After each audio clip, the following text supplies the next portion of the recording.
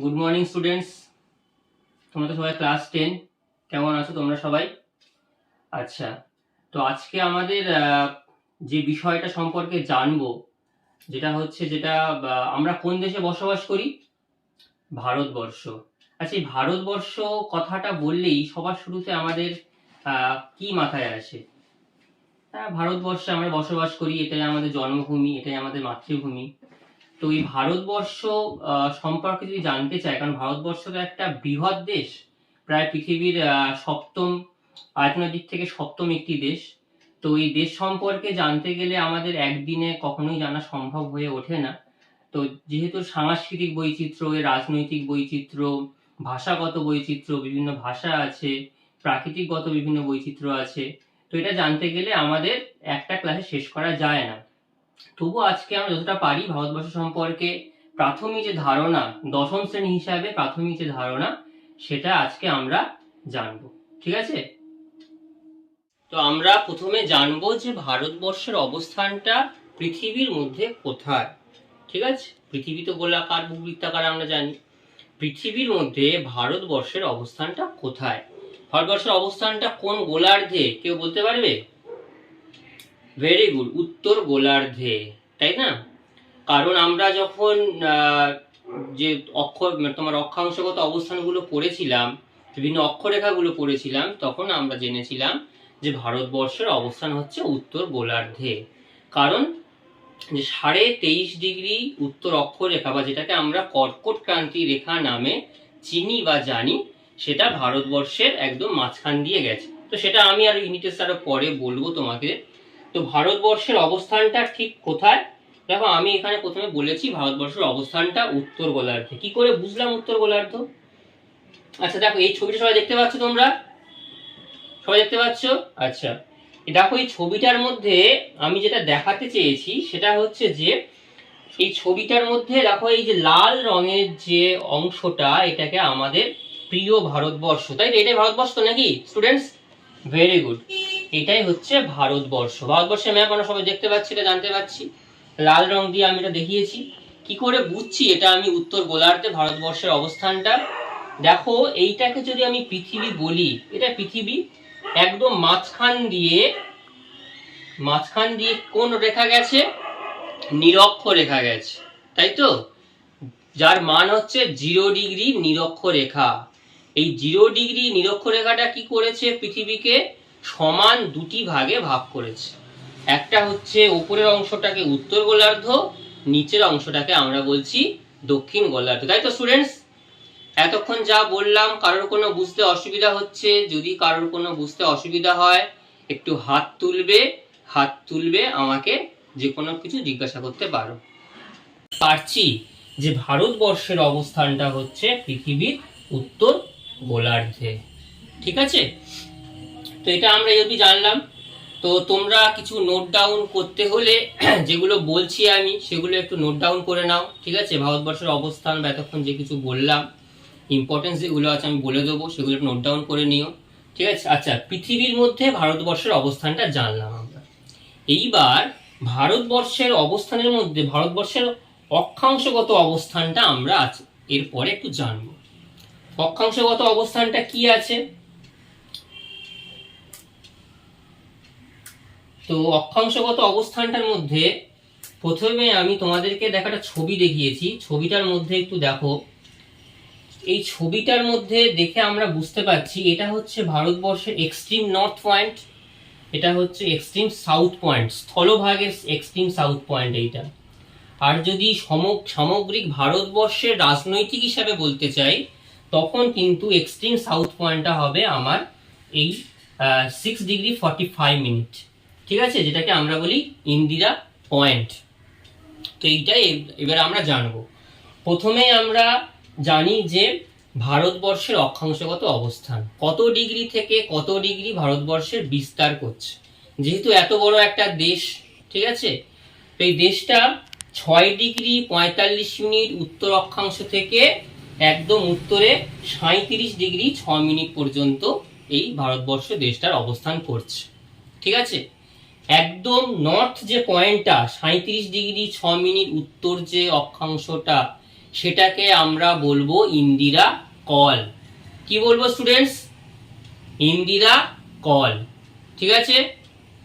আচ্ছা, একদম দক্ষিণে যে অবস্থানটা আছে, যেটাতে পড়েছে তোমার আন্দামান নিকোবরের কাছে 6°45' উত্তর যে অক্ষাংশটা, সেটাকে আমরা কি বলছি? ইন্দিরা পয়েন্ট। কি বলবো স্টুডেন্টস? ইন্দিরা পয়েন্ট। ঠিক আছে। তাহলে একটাকে আমরা বলছি ইন্দিরা কল, আর একটাকে আমরা বলছি ইন্দিরা পয়েন্ট। বোঝা যাচ্ছে জিনিসটা? আচ্ছা, এইখানটা আর একটা জিনিস বলি, এটা গেল সামগ্রিক ভারতবর্ষের অংশ হিসাবে। যদি আমাদের স্থলগত অক্ষাংশ বলে, স্থলভাগের অক্ষাংশ বলে, তখন আমরা কিন্তু 6°45' আর উল্লেখ করব না। তখন আমরা বলবো 8°4' তামিলনাড়ুর কন্যাকুমারী। এইটাই হচ্ছে সাউথের এক্সট্রিম পয়েন্ট। ঠিক আছে, বোঝা গেল স্টুডেন্টস? কারোর মধ্যে কোনো অসুবিধা আছে? তাহলে ইন্দিরা পয়েন্ট কোথায় অবস্থান করছে? ভেরি গুড, একদম ভারতবর্ষের দক্ষিণতম বিন্দু, তাই তো? আর উত্তরতম বিন্দু কি পড়ছে? ইন্দিরা কল। কোথায় আছে? বর্তমানে লাদাখ। Very good. এতক্ষণ আমরা উত্তর আর দক্ষিণের বিস্তৃতি জানলাম। স্টুডেন্ট, ভালো লাগছে তো পড়তে? ভালো লাগছে তো? আচ্ছা, যদি কারোর কোনো সমস্যা হয় আমাকে জানাবে। ঠিক আছে। আচ্ছা আচ্ছা, আমরা পড়ার মধ্যে আবার ফিরে আসি একটু। পূর্ব পশ্চিম যেটা আমি বলছিলাম, সেটা হচ্ছে যে দেখো গুজরাটের গুহার মতি, ঠিক আছে, যে জায়গাটায় আমাদের পড়ছে 68°7', ঠিক আছে, পূর্ব। 68°7' পূর্ব দ্রাঘিমা রেখা থেকে আমরা সোজা চলে যাচ্ছে, এই যে রেখাটা চলে যাচ্ছে কোথায়? এটা চলে গেল আমাদের অরুণাচল প্রদেশ। ঠিক আছে। অরুণাচল প্রদেশের যে জায়গাটায় আমাদের একদম শেষতম বিন্দু, জায়গাটার নাম হচ্ছে কিবিথু। ঠিক আছে। তার দ্রাঘিমাংশগত অবস্থান কত আছে? 97°25' পূর্ব। ঠিক আছে।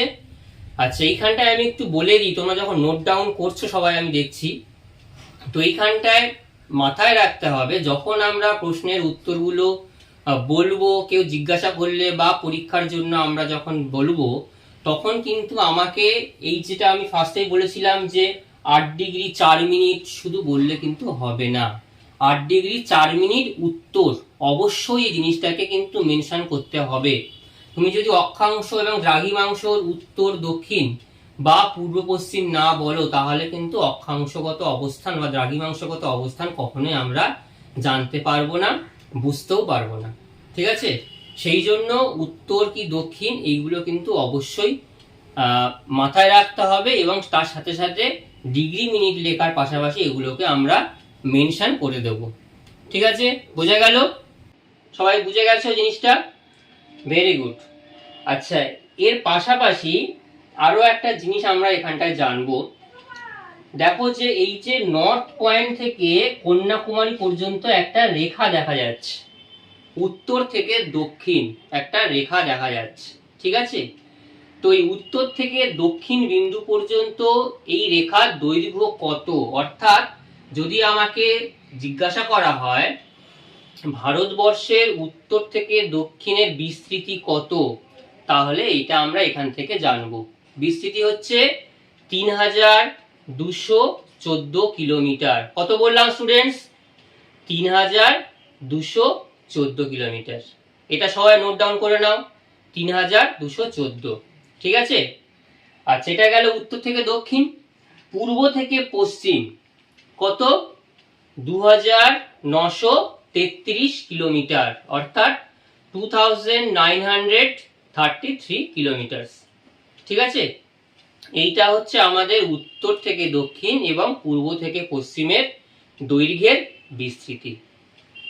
এগুলো সবাই নোট ডাউন করো, এগুলো কিন্তু শর্ট প্রশ্নের জন্য ভীষণভাবে কাজে লাগে। ঠিক আছে। আচ্ছা, এরপরে আমরা পরেরটাতে যাই। আচ্ছা, এই সঙ্গে সঙ্গে আমরা আরো একটা জিনিস এর সাথে সাথে একটু জানবো, সেটা হচ্ছে যে যেহেতু অক্ষাংশগত দ্রাঘিমাংশগত অবস্থানটা আমরা বললাম, তবে আমাদের ভারতবর্ষ দেখো অবস্থানটা কিন্তু একটুখানি নয়, অনেকটাই বড়। উত্তর থেকে দক্ষিণ ৩,২১৪ কিলোমিটার, ভাবতে পারছো ৩,০০০ কিলোমিটার। আবার পূর্ব থেকে পশ্চিম অলমোস্ট 3000 কিলোমিটার, যেটা আমরা ২,৯৩৩ কিলোমিটার বলছি। তো এত বড় ভারতবর্ষে যদি অক্ষাংশগত দ্রাঘিমাংশগত অবস্থান হিসেবে সময়ের বিচার আমরা করতে চাই, তাহলে বিভিন্ন জায়গায় বিভিন্ন রকম সময় হয়ে যেত। যদি একটা দেশের মধ্যে যদি বিভিন্ন সময় হতো, তাহলে কি আমরা সঠিক সময়ে সবাই চলাফেরা করতে পারতাম? পারতাম কি, কি মনে হয়? যেহেতু বড় দেশ, সেই জন্য তার একটা প্রমাণ সময়, একটা নির্দিষ্ট দ্রাঘিমাংশ রেখা ধরে সেই টাইমটাকে নির্দিষ্ট করে সারা ভারতবর্ষের টাইমটা পরিচালনা হচ্ছে। ধরো যেটা তোমাদের এক্ষুনি বলছিলাম, যদি দেখা গেল আমি এখান থেকে দিল্লিতে যাব, তার টাইম, দিল্লির টাইম যদি আলাদা হয়ে যায়, ট্রেন, বিমান বা সরকারি যে অফিস, প্রশাসনিক যে বিভিন্ন কাজকর্ম, সেগুলো সবার মধ্যে একদম পুরো গুলিয়ে ঘেঁটে হয়ে যাবে। সেইটা যাতে না হয় সেই জন্য একটা ভারতবর্ষের মধ্যেই একটা নির্দিষ্ট টাইম করা হয়েছে। কি করা হয়েছে? এই দ্রাঘিমাংশটা রেখা ধরে কত বললাম, 82°30' পূর্ব। এটা কিন্তু মাথায় রাখতে হবে, 82°30' পূর্ব। এটা কিভাবে ধরা হলো? দেখো আগের স্লাইড যেটা ছিল সেটাতে আমরা দেখিয়েছিলাম যে 68°7' থেকে 97°25, এই যে পূর্ব পশ্চিমে যে দ্রাঘিমাংশগত অবস্থানটা দেখিয়েছিলাম, ঠিক তার মাঝখানের রেখাটাকেই, দ্রাঘিমাংশ রেখাটাকেই আমরা ভারতীয় প্রমাণ সময় হিসাবে ধরছি, যেটা হচ্ছে 82°30' পূর্ব। ঠিক আছে, এইটাই হচ্ছে আমাদের মেন, যেটা যার উপর ভিত্তি করে করা হয়, সেটা হচ্ছে উত্তরপ্রদেশ রাজ্যের মির্জাপুরের কাছে। ঠিক আছে, এলাহাবাদের কাছে মির্জাপুর, মির্জাপুরের কাছেই এই যে রেখাটা, এইটাকেই ধরে আমাদের ভারতীয় প্রমাণ সময় ধরা হয়েছে। যদি জিজ্ঞাসা করা হয় ভারতীয় প্রমাণ সময় কোন কোন রাজ্যের ওপর দিয়ে বিস্তৃত হয়েছে, তো দেখো এই ছবিটার মাধ্যমে আমি তোমাদের দেখানোর চেষ্টা করেছি। একদম দক্ষিণ দিকে প্রথমে অন্ধ্রপ্রদেশের ওপর দিয়ে গেছে, তারপরে উড়িষ্যার ওপর দিয়ে খুব সামান্য একটুখানি গেছে, তারপরে আবার গেছে ছত্তিশগড়ের ওপর দিয়ে গেছে, তারপরে এদিকে গেছে মধ্যপ্রদেশের ওপর দিয়ে, লাস্ট গেছে উত্তরপ্রদেশের ওপর দিয়ে। তো এই উত্তরপ্রদেশের এই মির্জাপুর অংশটাকেই, এটাকেই ধরে আমাদের প্রমাণ সময় ধরা হয়েছে। ঠিক আছে, তো এখানে দেখো যদি বলা যায় তোমাদেরকে ভারতীয় প্রমাণ সময় কটি রাজ্যের ওপর দিয়ে গেছে, 1 2 3 4 5, 5টা রাজ্যের ওপর দিয়ে গেছে। ঠিক আছে, বোঝা গেল? তাহলে ভারতীয় প্রমাণ সময় কত?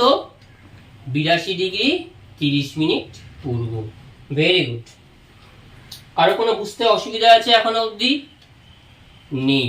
আচ্ছা চলো, আচ্ছা কেউ একজন আমাকে একটু বলো তো যে কর্কট ক্রান্তি রেখার মান কত? কত? 23.5° উত্তর। Very good. আর মকর ক্রান্তি রেখার মান 23.5° দক্ষিণ। কেন জিজ্ঞাসা করলাম এটা? কারণ অনেকেই এটা গুলিয়ে ফেলে যে কর্কট ক্রান্তি রেখা উত্তর দিকে না মকর ক্রান্তি রেখাটা উত্তর দিকে। ঠিক আছে, তো কর্কট ক্রান্তি রেখা এটাই আমাদের উত্তর দিকে 23.5° উত্তর অক্ষরেখা। তো এই 23.5° উত্তর অক্ষরেখার একটা খুব আমাদের ভারতবর্ষের উপরে গুরুত্বপূর্ণ প্রভাব বিস্তার করেছে। কি প্রভাব বিস্তার করেছে? এই যে 23.5° উত্তর রেখাটা ভারতবর্ষের একদম মাঝ বরাবর দিয়ে চলে গেছে। দেখো তোমরা ছবিতে দেখতে পাচ্ছ, একদম দেখো ভারতবর্ষের মাঝ বরাবর দিয়ে চলে গেছে। দিয়ে কি করলো? ভারতবর্ষকে উত্তর গোলার্ধ এবং এদিকে আবার দক্ষিণ গোলার্ধ, মানে ভারতবর্ষের উত্তর আর দক্ষিণ দুভাগে আবার ভাগ করে দিয়েছে। বোঝা যাচ্ছে স্টুডেন্টস? তো প্রথমেই এই যে কর্কটক্রান্তি রেখা যেটা তোমরা বললে 23.5° উত্তর অক্ষরেখা, কোন কোন রাজ্যের উপর দিয়ে গেছে, এটা আমরা একদম এই যে ম্যাপের মধ্যে দিয়ে পুরো ছবি দিয়ে মাথার মধ্যে ভালো করে ঢুকিয়ে নেব, এটা যেন আমরা কখনোই না ভুলি।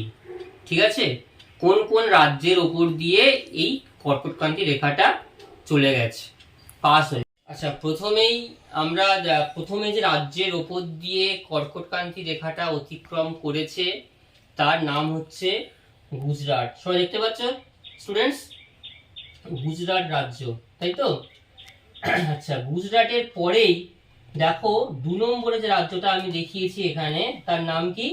সেটা হচ্ছে রাজস্থান, তাই তো?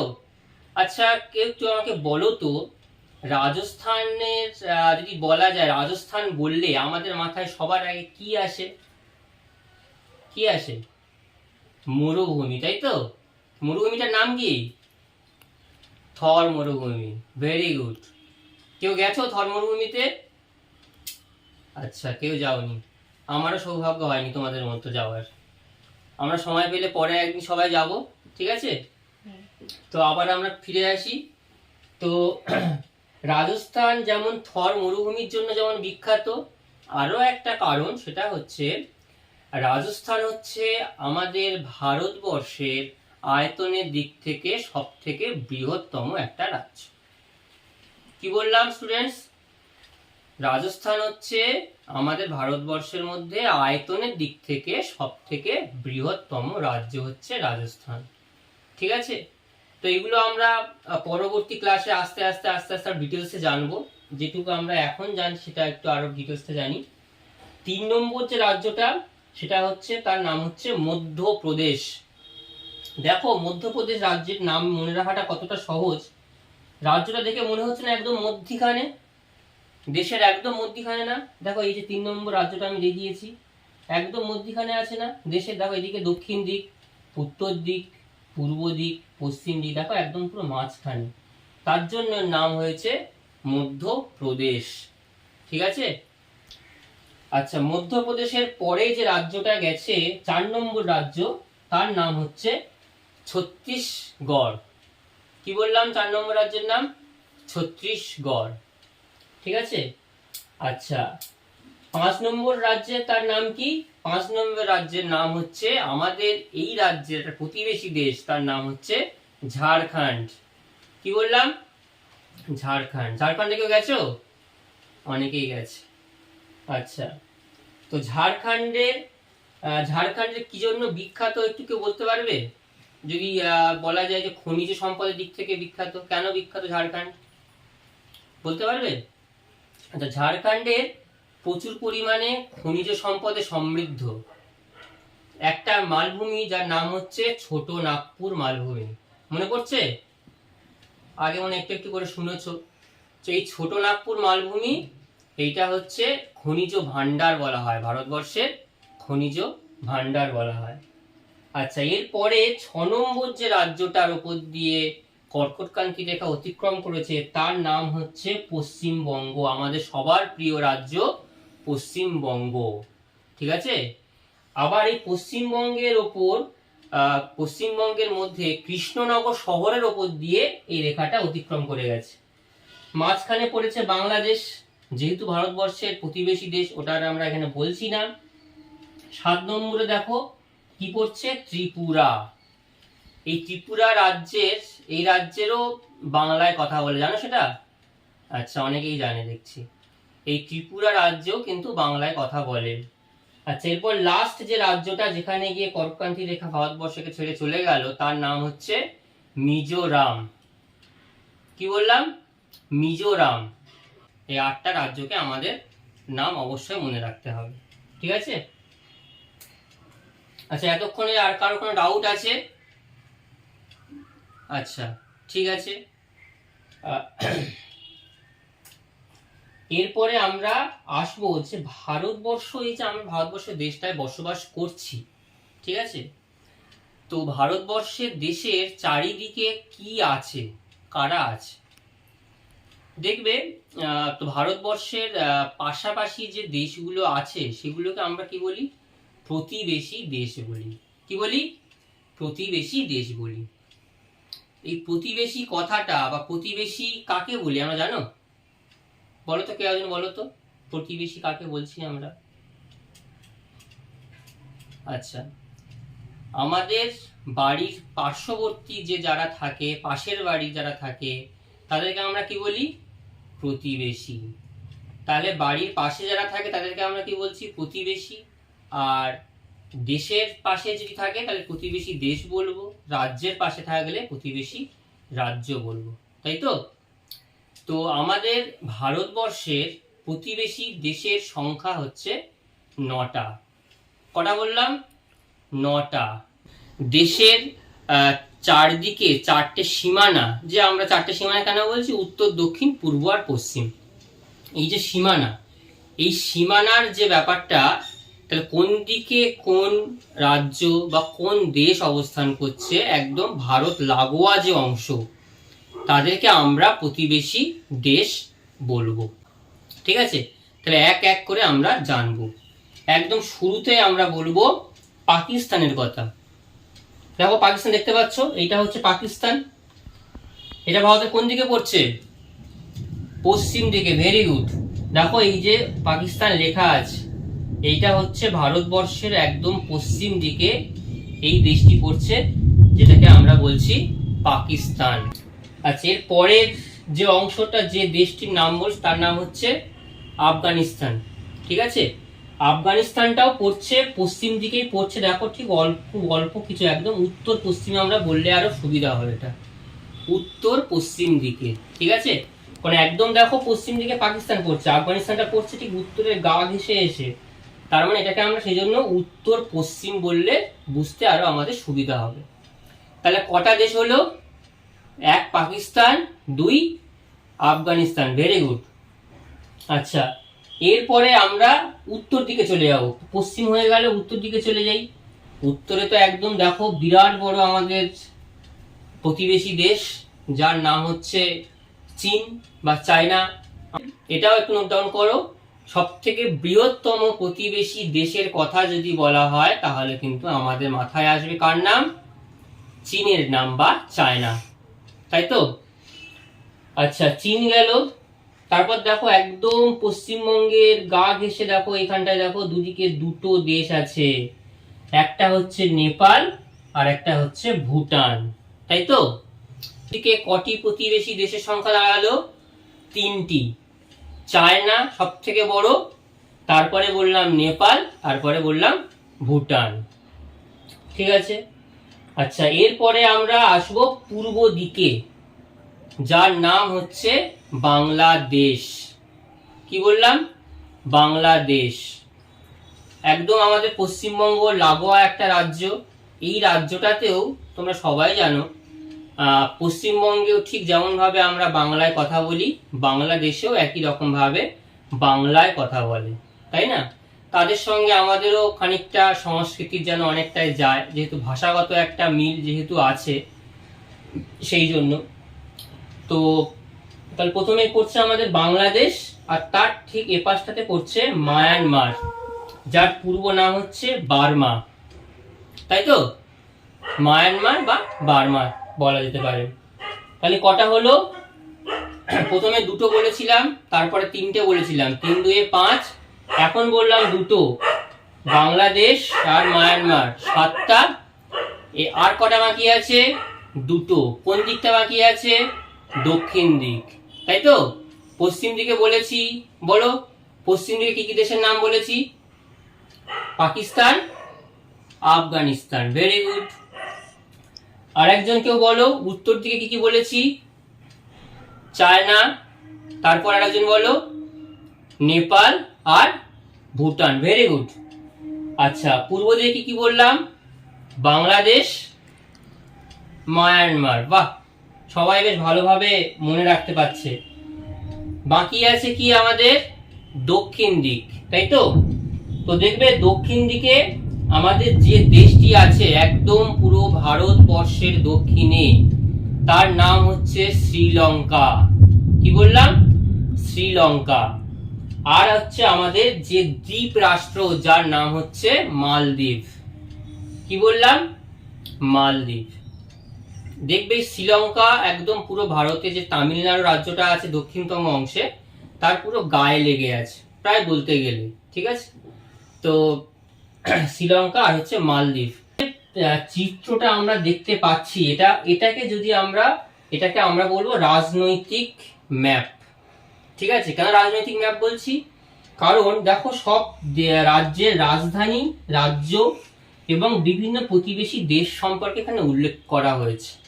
আর প্রকৃতি তো কোনো বাধা মানে না, সেখানে প্রকৃতির কোনো বাউন্ডারি থাকে না, এটা রাজনৈতিকভাবে সীমানা করে দেওয়া হয়েছে, রাজনৈতিক বাউন্ডারি হয়েছে। পরেরটাতে যাই আমরা। আচ্ছা, আমরা যে বিভিন্ন, আমি একটু আগে তোমাদের যখন রাজনৈতিক পাঠটা যখন পড়াচ্ছিলাম, রাজনৈতিক ম্যাপটা যখন দেখিয়েছিলাম, তখন বললাম যে বিভিন্ন দেশের মধ্যে সীমানা টেনে দেওয়া হয়েছে, তাই না? যে সীমানা দ্বারা একটা দেশ আর একটা দেশ থেকে পৃথক হয়ে গেছে। তো আমি এখানে দেখতে পাচ্ছি যে ভারত চীন সীমানা ম্যাকমোহন লাইন দ্বারা বা ম্যাকমোহন লাইন নামে পরিচিত। কেন ম্যাকমোহন, কেন, কি জিনিসটা কি? তো এই যে ম্যাকমোহন একজন ব্যক্তির নাম, ঠিক আছে? তিনি জরিপ কার্য, যেটা সার্ভে আমরা বলি, জরিপ কার্য, তিনি সার্ভে করেছিল। সার্ভে করে ভারত আর চায়না বা চীন তার বর্ডার অংশটাকে তিনি বুঝিয়ে দিয়েছিলেন। তাহলে লাল যে অংশটা, এইখান থেকে শুরু করে এসে এই পর্যন্ত এই অংশটাকে আমরা বলছি ম্যাকমোহন লাইন। নেক্সট আসছে আমাদের র্যাডক্লিফ লাইন। বড় খটোমটো নাম না, র্যাডক্লিফ লাইন। তো র্যাডক্লিফ লাইনটা কোন কোন দেশকে পৃথক করেছে? র্যাডক্লিফ লাইন মূলত ভারত আর পাকিস্তান, এই দুটি দেশের মধ্যবর্তী যে সীমানা, সেটাকে আমরা বলবো র্যাডক্লিফ লাইন। ইনিও একজন ভদ্রলোক, র্যাডক্লিফ, তার নামকরণ অনুসারেই এটার নামকরণ করা হয়েছে র্যাডক্লিফ লাইন।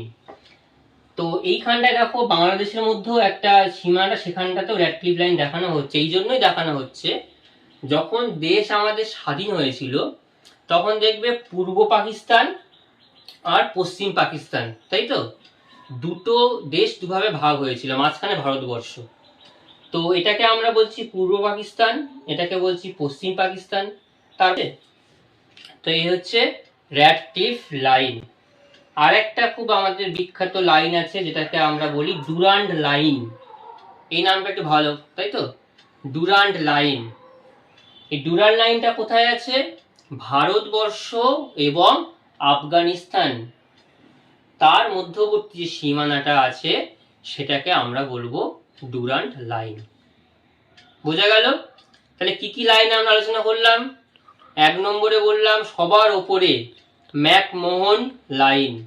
কোন কোন দেশকে পৃথক করেছে স্টুডেন্টস? ভারত আর চীন। আচ্ছা, 2 নম্বরে কি বললাম? Radcliffe line. কোন কোন দেশকে পৃথক করেছে? ভারত আর পাকিস্তান।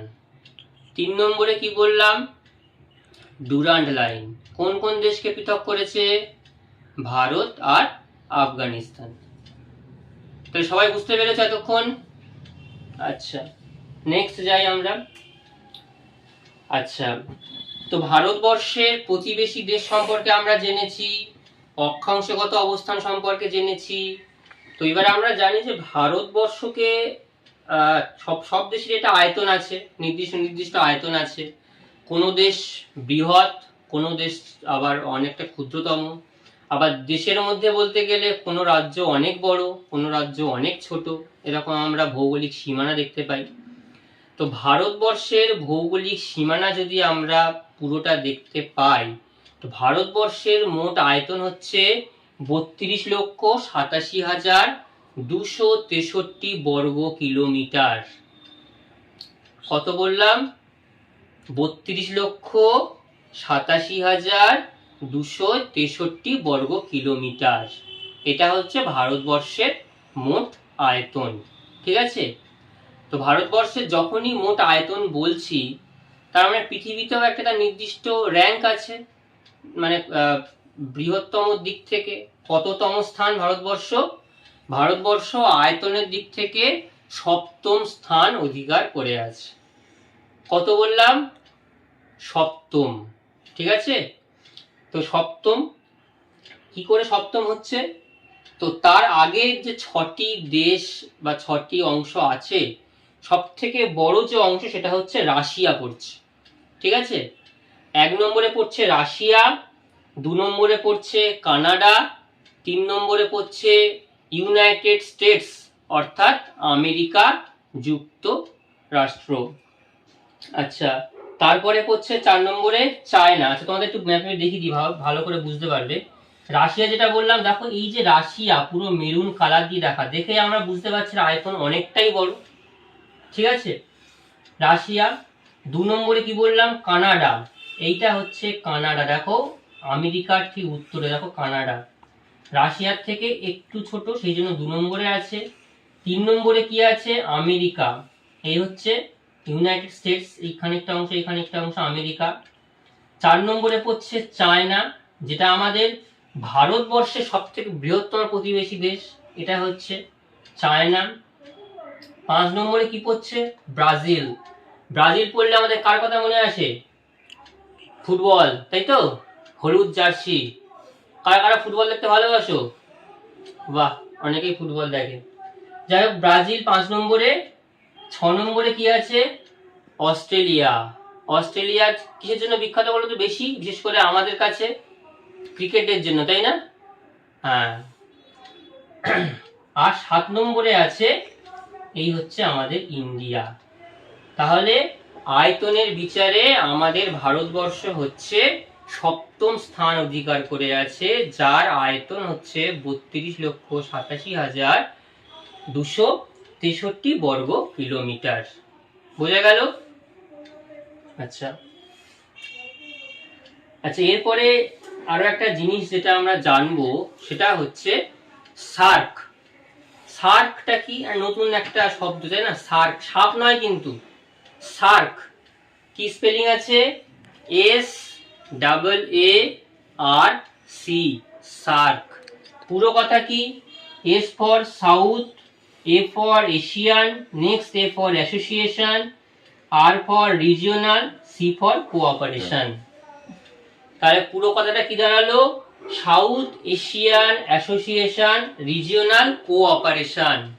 এই জিনিসটা কি, হঠাৎ করে আমরা সার্কের জিনিসটা জানছি কেন, জিনিসটা কি? তো এইটা হলো একটা সংস্থা। কেন তৈরি করা হয়েছে সংস্থা, দেখো এই যে ম্যাপটা দেখলে বুঝতে পারবে, সার্কের মোট সদস্য সংখ্যা আছে 8টা। কথা বললাম 8টা। একদম মনে রাখার সহজ উপায় আমি একটু বলে দিই। ভারতবর্ষের প্রতিবেশী দেশের সংখ্যা কটি ছিল, 9টি। তো এই সার্কের মধ্যে একমাত্র আমাদের বৃহত্তম প্রতিবেশী দেশের নাম কি বলেছিলাম, চায়না। Very good. এই চায়না দেশটি এই সার্কের মধ্যে অন্তর্ভুক্ত নেই। দেখো এটা হচ্ছে সার্কের ম্যাপ, সার্কের মধ্যে অন্তর্ভুক্ত নেই, তাই জন্য একটা দেশ কমে গেল, হয়ে গেল 8টা। 8টা দেশ আমি তোমাদের দেখিয়ে দিই, বলে দিই। পাকিস্তান 1 নম্বর, আফগানিস্তান 2 নম্বর, নেপাল 3, ভুটান 4, ঠিক আছে। এদিকে বাংলাদেশ 5, মায়ানমার আছে এদিকে, শ্রীলঙ্কা, মালদ্বীপ। এই হচ্ছে টোটাল আমাদের 8টা সার্কের রাজ্য, সার্কের অংশ। তো এই সার্কের কবে প্রতিষ্ঠিত হলো, এটা 1985 সালে। কোন সালে, 1985 সালে। তাহলে যখন একটা অফিস বা একটা সংস্থা যখন তৈরি করতে হয়েছে, তার একটা সদর দপ্তর থাকবে, একটা অফিস থাকবে, তাই তো। অফিসটা কোথায়, কাঠমান্ডু। কাঠমান্ডু কোথায়, নেপালে, তাই তো। তো নেপালের যে কাঠমান্ডু হচ্ছে, কাঠমান্ডু নেপালের রাজধানী, তোমরা মোটামুটি জানো। এই কাঠমান্ডুতে সার্কের যে সদর দপ্তর, যেটা আমরা বলি হেড অফিস বলি, এই নেপালের কাঠমান্ডুতে অবস্থান করছে, ঠিক আছে। এই হচ্ছে আমাদের সার্ক। আচ্ছা, এরপরে আমরা এতক্ষণ তো জানলাম ভারতবর্ষের বাইরে আছে, অক্ষাংশগত অবস্থান আছে, ভারতবর্ষের ভেতরে কি আছে তার আমরা অবস্থানটা একটু জানি বা বোঝার চেষ্টা করি। দেখো ভারতবর্ষের রাজধানীর নাম কি, নিউ দিল্লি। কোথায় অবস্থান করছে, দেখো এই হচ্ছে নিউ দিল্লি, দিল্লি। দেখো এই যে ক্যাপিটাল, এটা হচ্ছে দেখো ভারতবর্ষের একদম প্রায় মধ্য প্রান্তে অবস্থান করানো হয়েছে, বা ওই জায়গাটাকে বেছে নেওয়া হয়েছে। কেন বেছে নেওয়া হয়েছে, একটা কোনো জায়গাকে যখন বাছবো তার একটা কারণ থাকবে। দেখো এই যে জায়গা থেকে আমাদের যে কোনো দিকে যাতায়াতের জন্য ভৌগোলিক দিক থেকে ভীষণভাবে সুবিধা। ধরো যদি দেখা গেল একদমই নর্থে হল, একদম সাউথে হল, এই সাউথে বা একদম নর্থে, তাহলে এইখান থেকে এইখানে যেতে অনেকটা টাইম লেগে যাবে, যেটা আমাদের প্রশাসনিক বিভিন্ন সরকারি নেতা মন্ত্রী বা সরকারি যে আধিকারিকরা থাকে, তাহলে সেই জন্য প্রশাসনিক বিভিন্ন কাজকর্মের সুবিধার জন্য এই অবস্থানটাকে আমরা বেছে নিয়েছি। এটা হচ্ছে ভারতবর্ষের রাজধানীর নাম। তাহলে কি কি বললাম? নিউ দিল্লি। আচ্ছা, এবার আমরা জানবো হচ্ছে যে ভারতবর্ষের বিভিন্ন রাজ্য এবং তার রাজধানীর নাম। ঠিক আছে, তো আমরা 28টা রাজ্য আছে আমাদের, আর আছে 9টি কেন্দ্রশাসিত অঞ্চল।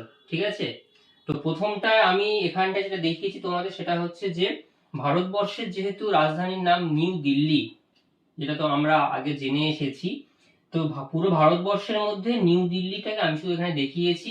নিউ দিল্লি কিন্তু কোনো রাজ্য নয়, এটা আমাদেরকে মাথায় রাখতে হবে। নিউ দিল্লি হচ্ছে একটা কেন্দ্রশাসিত অঞ্চল।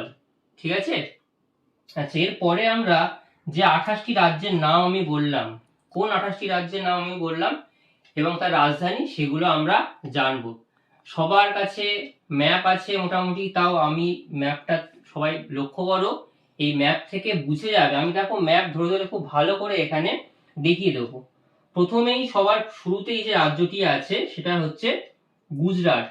এই হচ্ছে পশ্চিম দিকে আমাদের রাজ্য, যার নাম হচ্ছে গুজরাট। তো গুজরাট রাজ্যের রাজধানীর নাম কি? গান্ধীনগর।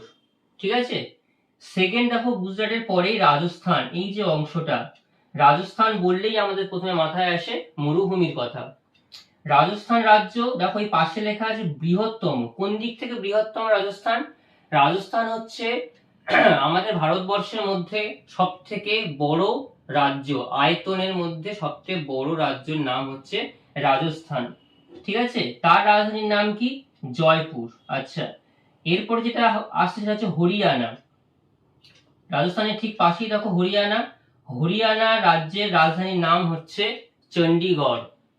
ঠিক আছে, এরপরে আসছে পাঞ্জাব। পাঞ্জাব রাজ্যের রাজধানীর নামও হচ্ছে চণ্ডীগড়। ঠিক আছে, নেক্সট আসছে হিমাচল প্রদেশ। হিমাচল প্রদেশ দেখো পাঞ্জাবের ঠিক পাশেই। হিমাচল প্রদেশ এই রাজ্যটার রাজধানীর নাম হচ্ছে সিমলা। ঠিক আছে, এরপরে আসছে উত্তরাখণ্ড। উত্তরাখণ্ড রাজ্য, এই রাজ্যটির রাজধানীর নাম হচ্ছে দেরাদুন। কি বললাম? দেরাদুন। আচ্ছা, এরপরে আসছে উত্তরপ্রদেশ। ঠিক আছে, উত্তরপ্রদেশ, এই উত্তরপ্রদেশ রাজ্যটা হচ্ছে যে তোমার হচ্ছে আমাদের কি বলবো, উত্তরপ্রদেশ রাজ্যটা হচ্ছে জনসংখ্যার দিক থেকে সর্বাধিক রাজ্য উত্তরপ্রদেশ। ঠিক আছে, এই রাজ্যটার রাজধানীর নাম হচ্ছে লখনৌ। কি বললাম? লখনৌ। নেক্সট হচ্ছে মধ্যপ্রদেশ।